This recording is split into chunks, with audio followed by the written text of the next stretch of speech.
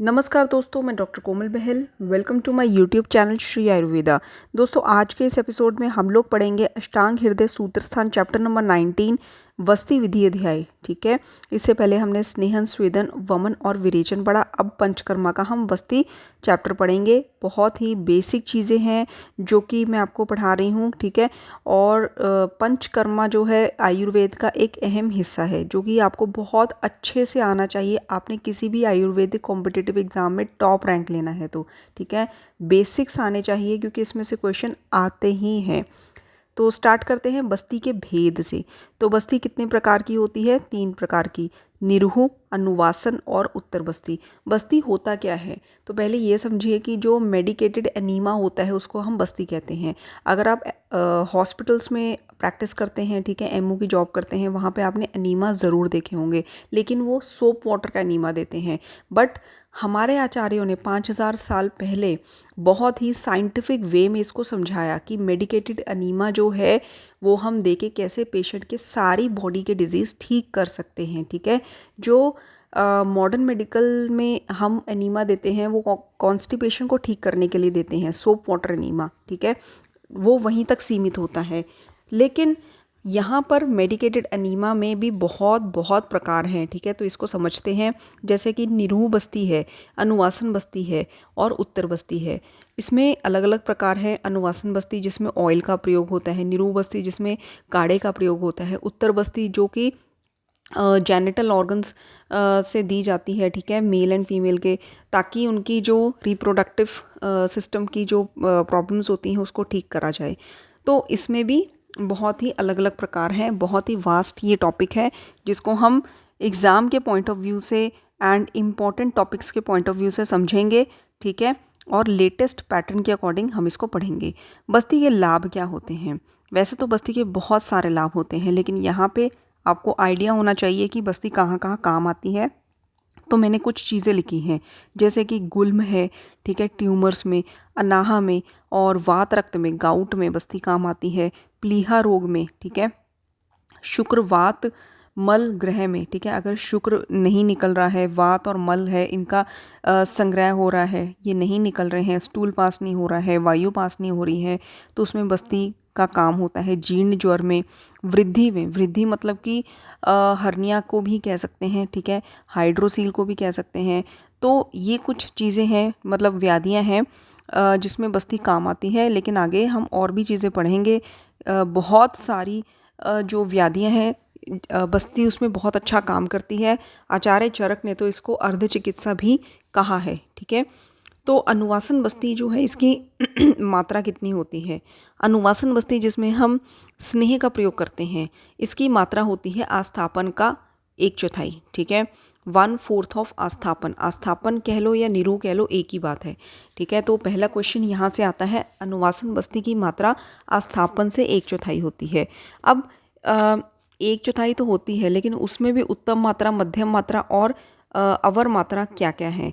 जो उत्तम मात्रा है वो 6 पल है, मध्यम मात्रा 3 पल है और अवर मात्रा 1.5 पल है। 6, 3, 1.5। ठीक है, ये नोट कर लीजिए और लिख करके रख लीजिए, क्योंकि ये मात्राएं जो हैं अभी से ही लर्न करना शुरू करेंगे तो ही लास्ट में जाके लर्न होंगी। ठीक है, किसी एक चीज़ की मात्रा लर्न करना आसान है, अभी आपको आसान लग रहा है, लेकिन बाद में बहुत ही सारी असंख्य चीज़ें इकट्ठी हो जाती हैं जिनकी हमें मात्रा, डोज सब कुछ याद करना होता है। तब जो है इम्पॉसिबल लगने लगता है अगर आप तब याद करेंगे। ठीक है, तो उत्तम मात्रा 6 पल, मध्यम मात्रा 3 पल, अवल मात्रा होती है 1.5 पल।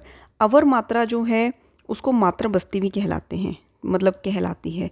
मात्रा बस्ती एक अलग प्रकार की बस्ती होती है जिसमें मात्रा जो औषधि की होती है वो कम प्रयोग होती है, मतलब अवर मात्रा प्रयोग होती है। ठीक है, दैट इज मात्रा बस्ती।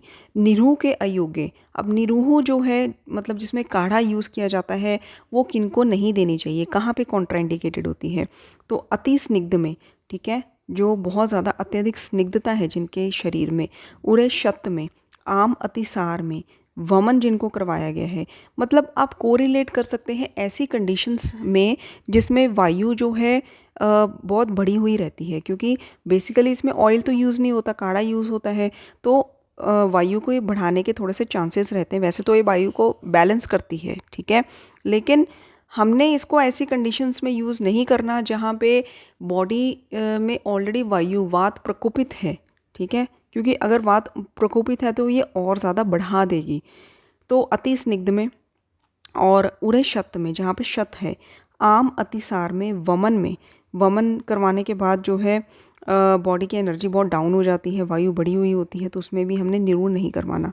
जो ऑलरेडी संशुद्ध हो चुके हैं, संशुद्धो, ठीक है, और दंत नावन के बाद प्रसेक और बदगुदोदर, छिद्रोदर, दकोदर, इन सब में भी निरूण नहीं देनी चाहिए। कुष्ठ में, मधुमेह में, ठीक है, सप्त मास से ऊपर गर्भिणी को निरूण नहीं देनी चाहिए, ठीक है। तो अति स्निग्ध में और उरे शत में, अति स्निग्ध में क्योंकि पेशेंट के शरीर में अभिसंधि बहुत ज़्यादा बढ़ जाती है तो उसमें निरूण काम नहीं करेगी। उरे शत में, वमन में, संशुद्धों में वायु के प्रकोपित होने का चांस रहता है। दंत नावन में, प्रसेक में और पेट के कई तरह की इंटेस्टाइनल प्रॉब्लम्स में, क्योंकि वस्ती बेसिकली आमाशय में ही जाकर के औषधि जो है काम करती है वस्ती की, ठीक है, लेकिन पहले ही पेशेंट को बदगुदोदर हुआ है, मतलब इंटेस्टाइन में अगर छेद हुआ है, छिद्रोदर है और दकोदर है, उसको एसाइटिस है, तो वस्ती वहाँ पे कैसे काम कर सकती है। आम अतिसार में, कुष्ठ में, ठीक है, मधुमेह में और 7 मास से ऊपर की गर्भिणी में वस्ती का प्रयोग, मतलब नीरु वस्ती का प्रयोग नहीं करना, ठीक है। निरु और अनुवासन के योग्य कौन होते हैं? जो अनुवासित वस्ती होती है, विशेषकर अति अग्नि में, रुक्ष में, ठीक है, और केवल वातार्थ रोगियों में दें, ठीक है। मतलब क्योंकि अनुवासन वस्ती में तेल का स्नेह का प्रयोग होता है, तो वात जिनमें भरा हुआ हो, वातार्थ रोगी, और विशेषकर जिनकी अत्य अग्नि हो और या फिर जिसके शरीर में रुक्षता हो, तो उनको अनुवासन वस्ती देनी चाहिए। अनुवासन के अयोग्य कौन होते हैं? ऑब्वियसली अगर हम एक पढ़ने से पहले अगर हम एक ये लॉजिक लगाएं कि अनुवासन में स्नेह का प्रयोग होता है, तो ऐसी कंडीशंस जिसमें ऑलरेडी बॉडी में स्निग्धता है, उसमें और ज़्यादा अनुवासन वस्ती से हम स्नेह क्यों देंगे, ठीक है। तो उसमें अनुवासन वस्ती हमें नहीं देनी चाहिए। जैसे कि पांडु, क्योंकि ये संतर्पण जन्य रोग होते हैं, पांडु है, कामला है, प्रमेह है। ऑब्वियसली आप देखेंगे कि जो डायबिटिक पेशेंट है उसके शरीर में fat tissues, adipose tissues, cholesterol, ये सब ज़्यादा रहता है। तो प्रमेह में और पीनस में, निरअन्न में जो खाली पेट है, प्लीहा रोगी में, और जो पेशेंट्स आस्थापन के अयोग्य हैं वो यहाँ पे अनुवासन के भी अयोग्य बताए हैं, ठीक है। गुरु कोष्ठ, ठीक है, और अभिसंधि है, स्थूल रोगी है, आड़े मारुत मतलब कि आड़े वात, जिसको गाउट भी कहते हैं, अपची में, श्लीपद में, गलगंड में, गर्विश में। तो मोस्टली ऐसी कंडीशंस जिसमें बॉडी में स्निग्धता है उसमें अनुवासन नहीं देनी है।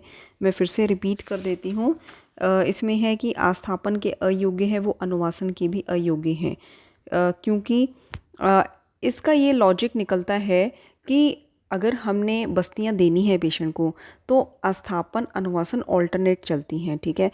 जैसे कि हमने आस्थापन दी तो 3 दिन बाद अनुवासन देनी है तो अकेले अनुवासन या अकेले आस्थापन नहीं दे सकते पेशेंट को, उसको कॉम्प्लिकेशंस हो जाती हैं। तो जो आस्थापन के अयोग्य है, जिसको हम आस्थापन नहीं दे सकते, उनको अनुवासन भी नहीं दे सकते। बाकी पांडु, कामला, पीनस, प्रमेय, निरअन्न, प्लीहा रोगी, गलगंड, अपची, श्लीपद, गर्विश, गुरुकोष्ठ, अभिसंधि, स्थूल रोगी, आड़े मारुत, ठीक है, इसमें अलग पॉइंट है आड़े मारुत, इसमें भी अनुवासन अयोग्य है।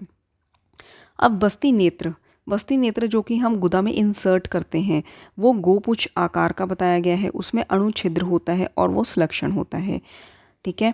अब बस्ती नेत्र का आकार, अब आकार हम समझेंगे कि इसकी लंबाई कितनी होती है। तो ये चीज़ें हैं, इसको आप एक टेबल बनाकर ज़रूर रख लीजिएगा।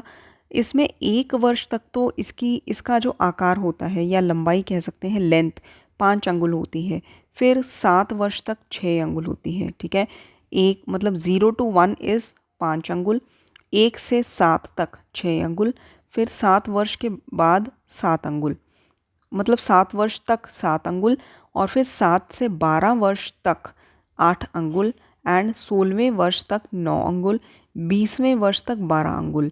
इसको फिर से हम समझने की कोशिश करते हैं। 1 वर्ष तक आपने याद रखना है कि 5 अंगुल, फिर 1 से 7 तक 6, फिर 7 तक 7, ठीक है, 5 6 7 हो गया, फिर 7 से 12 तक 8, फिर 16वें वर्ष में मतलब 7 से 12 तक 8 है, फिर 16वें वर्ष में 9 और 20 वर्ष के रोगी में 12। ठीक है, 20, 12, 16, 9, 7 से 12 8 और 7 वर्ष में 7 अंगुल, 1 से 7 तक 6 अंगुल और 1 वर्ष तक 5 अंगुल। ठीक है, मूल भाग की जो मोटाई होती है वो अंगुष्ठ के समान होती है, अंगूठे के समान होती है। प्रांत भाग की मोटाई जो होती है मतलब आगे के भाग की, वो है कनिष्ठिका के समान, जो हमारी लिटिल फिंगर होती है। ठीक है, उसके समान होती है। नेत्र मूल से 2 अंगुल दूरी पर कर्णिका होनी चाहिए। कर्णिका मतलब कि एक रिंग कह सकते हैं। ठीक है, जो नेत्र का मूल है, ठीक है, जहाँ पे बिल्कुल उसका लास्ट पॉइंट है, एंड पॉइंट है, उससे 2 अंगुल आगे पर कर्णिका होनी चाहिए। यहीं पर बस्ती पुट को बांधना चाहिए। ठीक है, वहाँ पर बस्ती के पुट को बांधना चाहिए। बस्ती पुट मतलब कि एक बैग जिसमें औषध भरी जाती है और फिर उसको हम पुश करते हैं तो फिर वो औषध बस्ती के थ्रू हमारे इंटेस्टाइन तक जाती है। ठीक है, तो हमने क्या पढ़ा, बस्ती नेत्र की लंबाई पढ़ी और जो नेत्र है वो गोपुच आकार का बताया है, उसमें छोटा सा छिद्र होना चाहिए ताकि उसमें से मेडिसिन निकल के पेशेंट के अंदर जाए और वो श्लक्षण स्मूथ होना चाहिए। फिर हमने पढ़ा कि उसका जो मूल है वो अंगुष्ठ समान होता है, लेकिन जैसे जैसे आगे की ओर जाते हैं, प्रांत भाग है, फ्रंट भाग, ठीक है, वो पतला होता जाता है, मतलब कनिष्ठिका अंगुली के समान होता है। फिर नेत्र का जो मूल है, ठीक है, उससे 2 अंगुल की दूरी पर कर्णिका होनी चाहिए और वहीं पे बस्ती पुट को बांधना चाहिए। अब हमने इसकी पूरा आकार, लंबाई और उसकी शेप वगैरह सब पढ़ ली, लेकिन उसका जो छिद्र है वो कितना मोटा होना चाहिए, क्योंकि ज़्यादा बड़ा छिद्र होगा तो मेडिसिन अंदर ज़्यादा अमाउंट में जाएगी, छोटा छिद्र होगा तो मेडिसिन कम अमाउंट में जाएगी। तो हमने छिद्र जो है कितना होगा ये कैसे डिसाइड करना है। देखिए, हर चीज़ को कैसे डिटेल में साइंटिफिकली बताया है। अगर हम इसको प्रॉपरली अपनी आयुर्वेदिक प्रैक्टिस में, पंचकर्मा प्रैक्टिस में प्रयोग करते हैं तो हमें एक्सीलेंट रिजल्ट्स मिलते हैं। तो देखिए, 1 से 6 वर्ष तक जो मूल भाग का छिद्र है वो 1 अंगुल और प्रांत भाग का छिद्र है वो मूंग के दाने के समान, मतलब मुद्ग सदृश बताया है। ठीक है, तो जो मूल भाग में जो छिद्र है जहाँ पे बस्ती पुटक को बांधा जाता है, क्योंकि बस्ती पुटक के अंदर की मेडिसिन वो मूल भाग के छिद्र से निकलकर फिर फ्रंट में जो छिद्र है वहाँ तक जाएगी। ठीक है, और वहाँ से पेशेंट के अंदर इंटेस्टाइन तक जाएगी। तो मूल भाग का जो छिद्र होता है वो 1 अंगुल होता है। ये 1 से 6 वर्ष के बालक की बात की जा रही है। मूल भाग का छिद्र 1 अंगुल और प्रांत का होता है मुदक सदृश। 7 से 11 वर्ष 1.25 अंगुल होता है और प्रांत भाग का माश सदृश। 12 से 15 ये 1.5 अंगुल होता है। ठीक है, मूल भाग का छिद्र और प्रांत भाग का सेम होता है माश सदृश। 16 से 20 वर्ष ये 1.25 अंगुल एंड प्रांत भाग का कलाई सदृश। 20 वर्ष से ऊपर 2 अंगुल एंड करकंदू सदृश प्रांत भाग का। तो हमने कैसे ये पढ़ना है कि अब सिर्फ अगर अब मूल भाग का छिद्र याद करें तो 1 से 6 वर्ष 1 अंगुल और 1 अंगुल है, 1.25 अंगुल, फिर 1.5 अंगुल, फिर 1.25 और 2।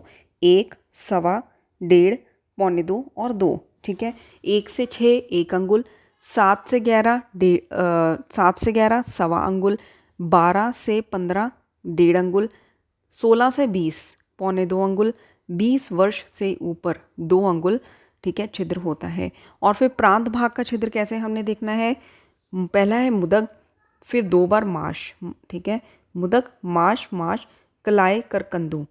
आपने एज याद रख लेनी है, 1 से 6 वर्ष मुदक, फिर 7 से 11 माश सदृश, फिर उसके बाद 12 से 15 सेम है माश सदृश, 16 से 20 कलाई सदृश और 20 वर्ष से ऊपर करकंदू सदृश। ठीक है, मुदक, माश, माश, कलाई, करकंदू। निरुवस्ती की मात्रा देखिए, 1 वर्ष तक तो 1 पल या 1 प्रकुंच मानी जाती है। 2 से 12 वर्ष तक प्रति वर्ष 1 प्रकुंच की वृद्धि होती है, तो 12 वर्ष में 12 प्रकुंच या 12 पल, 1 वर्ष में 1 पल, 12 वर्ष में 12 पल या 12 प्रकुंच। फिर 12 से 18 प्रति वर्ष 1 प्रसृत या 2 प्रकुंच बढ़ाते हैं। तो इस तरह से जो 18 वर्ष में 24 पल या 24 प्रकुंच हो जाते हैं। ठीक है, तो एक बार फिर से इसको लर्न करने की कोशिश करते हैं। 1 वर्ष तक 1 पल और 12 वर्ष तक हर एक वर्ष जो है एक एक पल बढ़ता जाता है, तो 12 वर्ष तक 12 पल। ठीक है, आप प्रकुंच भी कह सकते हैं या पल भी कह सकते हैं। एक वर्ष एक प्रकुंच या एक पल, 12 वर्ष 12 प्रकुंच या 12 पल। फिर 12 से 18 तक प्रत्येक जो वर्ष में दो दो प्रकुंच बढ़ता जाता है, तो 18 वर्ष में 24 पल या 24 प्रकुंच। ठीक है, या फिर ये कह सकते हैं दो प्रकुंच भी बढ़ता है या एक प्रसरत भी बढ़ता है।